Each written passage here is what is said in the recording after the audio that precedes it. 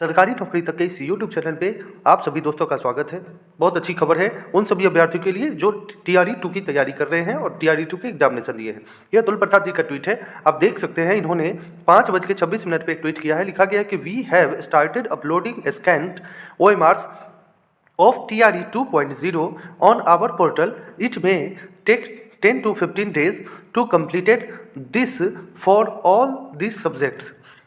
This time scanned OMR will also contain scan readings candidates answer responses। यानी समझ लीजिए इन्होंने हिंदी में क्या कहा है इसको भी समझ लीजिए। इन्होंने कहा है कि हमने अपने पोर्टल पर TRE 2.0 के स्कैन किए गए OMR अपलोड करना शुरू कर दिया है। सभी विषयों के लिए इसे पूरा करने में 10 से 15 दिन लग सकते हैं।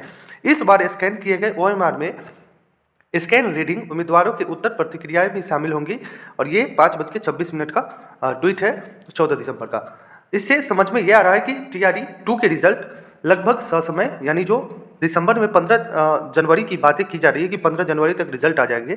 तो जिस रफ्तार पे BPSC काम कर रहा है उससे पता चल रहा है कि TRE 2 के रिजल्ट 15 जनवरी तक आ जाएंगे। दूसरी खबर की तरफ चलते ये जिला शिक्षा पदाधिकारी वैशाली का एक लेटर आया है।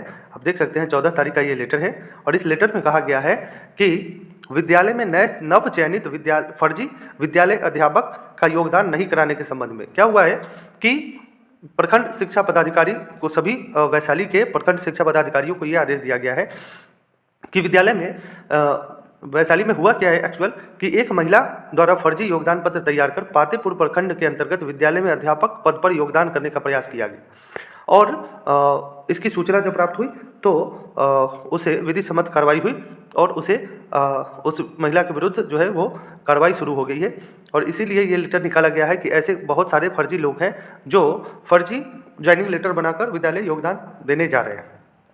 तीसरी खबर की तरफ चलते हैं। ये खबर है ये RTI द्वारा मांगा गया डेटा है कि STET 2023 में कितने अभ्यर्थियों ने पेपर 1 और पेपर 2 में शिक्षक पात्रता परीक्षा कोटिवार पास किया है और ये इसका जवाब आया है। आप देख सकते हैं 11/12/2023 का ये जवाब है। कौन कौन से सब्जेक्ट का इसको भी देख लीजिए कि किस सब्जेक्ट में किस कैटेगरी में कितने कैंडिडेट थे।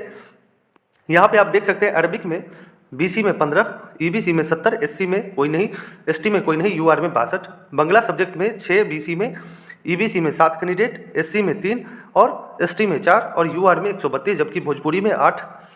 इसके अलावा EBC में 3, SC कैटेगरी में 4 और UR में 8 कैंडिडेट। डांस में 60, EBC जो है वो उसमें 63 कैंडिडेट, SC में 32 और जनरल में यानी UR में 104। ये इंग्लिश विषय की बात करें जिसका कोड 109 है। 3599 BC में, 2590 EBC में, 652 SC में, ST में 64 कैंडिडेट और 6122 जो है वो UR में। इसके अलावा फाइन आर्ट्स में 471, 416 EBC, 206 SC, 9 जो है वो ST में और 516 UR कैंडिडेट। हिंदी विषय की बात करें तो 5768 BC में, 3514 EBC में, 1734 जो है वो SC में, 104 ST में और 9364 जो है वो आपके हिंदी सब्जेक्ट में UR कैटेगरी में आते हैं। मैथ्स की बात करें तो 18,087 candidate BC candidate, 12,401 EBC, 3,069 SC, 112 ST और 18,082 कैंडिडेट जो है वो UR कैंडिडेट है। लगभग सबसे ज़्यादा जो अभी तक संख्या वो दिख रही है वो सोशल साइंस और मैथ में ही देखी जा रही है।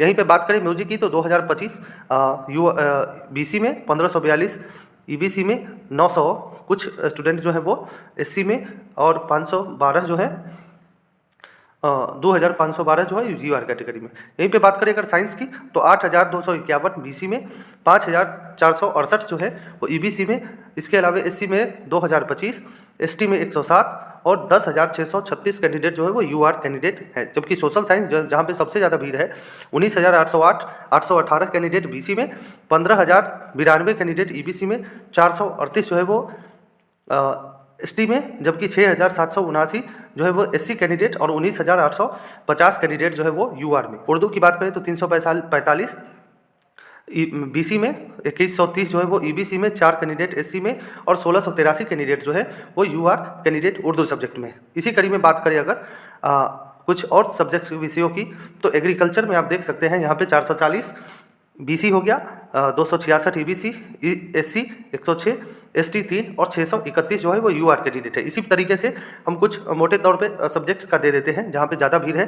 बॉटनी में 488 हो गया, BC में 303 हो गया, EBC 115 हो गया, SC 5 हो गया, ST और 1085 कैंडिडेट जो है वो UR में शामिल हुए हैं। केमिस्ट्री की बात करें तो 513, BC में 420, EBC 116, SC में 4, ST में और 1206 जो है वो UR कैटेगरी में। कॉमर्स की बात करें तो 943 BC, 914 EBC, 251 जो है वो SC, 14 जो है वो ST और 1722 जो है वो UR में। कंप्यूटर साइंस की बात करें तो 3093 कैंडिडेट BC में, 2577 EBC में, 931 SC में, 50 ST में और 2872 UR कैंडिडेट जो है वो है। इकोनॉमिक्स की बात करें तो 1654 BC में, 1169 जो है वो EBC, 553 जो है वो SC, 44 ST और 2293 जो है वो UR में है। इसी तरीके से अगर बात करें हिंदी में तो 3401 विद्यार्थी आप BC में देख सकते हैं, 2010 विद्यार्थी जो है EBC में, 716 SC में, 45 ST में, 5572 जो है वो UR कैंडिडेट। हिस्ट्री की बात करें तो 4417, 3400, 3334, 1636, 80 और 5215। इसी प्रकार से होम साइंस की बात करें तो 792 कैंडिडेट आप BC में देख सकते हैं। उसके बाद EBC में 337, SC में 125, 7 हो गया ST में और 1073 UR में। तो मोटे तौर पर अगर मैथ्स +2 की बात करें तो 1139 जो है BC में, 1074 EBC, 274 जो है वो SC में, 11 ST में और 1536 जो है वो UR कैंडिडेट्स के हैं। आप यहाँ पे देख सकते हो तो लगभग सभी विषयों के डेटा यहाँ पे आपके उपलब्ध हैं। आप देख सकते हैं और मिला सकते हैं कि आपके एग्जामिनेशन में कितना भीड़ है। पॉलिटिकल साइंस की थोड़ी सी बात करें, चूँकि पॉलिटिकल साइंस में ज़्यादा सीटें हैं, 2448 कैंडिडेट जो है वो आपके BC में, 1828 EBC, 957 SC, 48 ST और 3135 कैंडिडेट जो है वो UR कैंडिडेट हैं। और इसी तरीके से लगभग +2 वाले सब्जेक्ट्स में 1 से लेकर के 1.2 से 25 तक जो है वो कैंडिडेट की संख्या पर सीटों पर पड़ रही है। तो मोटे तौर पर आपको ध्यान रखना है कि आपने जो एग्जामिनेशन जो दिया है और देने वाले हैं उस स्थिति में क्या क्या संभावनाएं बनती हैं। अच्छे से पेपर करें, कल पेपर है और सब लोग अच्छे से एग्जामिनेशन दें। बहुत सारे लोगों के विषय में बहुत ज़्यादा भीड़ नहीं है, कुछ सब्जेक्ट्स को छोड़ के। मिलते हैं अगले वीडियो में, तब तक के लिए गुड डे।